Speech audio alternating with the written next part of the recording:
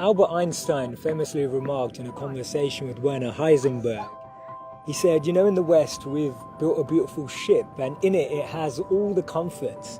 But actually the one thing that it doesn't have is a compass, and that's why it doesn't know where it's going. This paradox of our times was propounded by the Dalai Lama when he said we have wider freeways but narrower viewpoints. We have taller buildings but shorter tempers. Will Smith said that we spend money we haven't earned on things we don't need to impress people we don't like.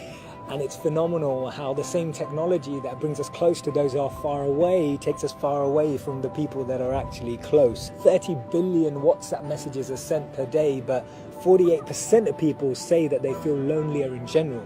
The paradox of our times is that we have more degrees but less sense, more knowledge but less judgment, more experts but less solutions. It was Martin Luther King who said that the irony of our times is that we have guided missiles but misguided men. Have you ever found it perplexing that we've been all the way to the moon and back, but we struggle to start a conversation across the road or across the train? And it's amazing that Bill Gates was known as the top earner in 2015 with a wealth of 79.2 billion, but 1 in 4 CEOs claim to be struggling from depression. Do we actually thrive off this paradox? Is it that this paradox actually makes the media interesting? It's what makes journalism interesting. It's what makes politics interesting. It's what makes television interesting. Is this paradox actually what we feed off and what we live off and what we talk about and discuss in our circles? Doesn't it seem that we've tried to clean the air but polluted our soul? We've split the atom but not our prejudice, and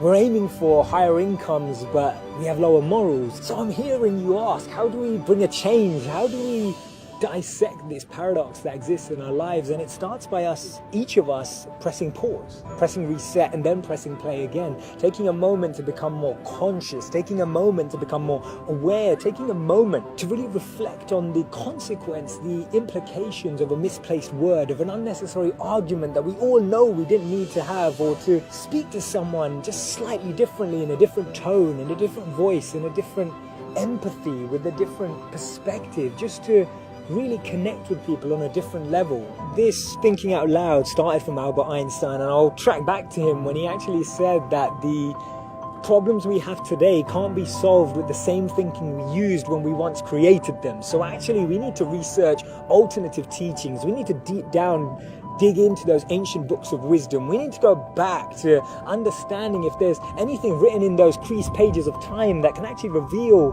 more knowledge and more wisdom of how we can transform our experience of life today. Otherwise, this paradox means that every step forward we take, we're taking 3 backwards every time.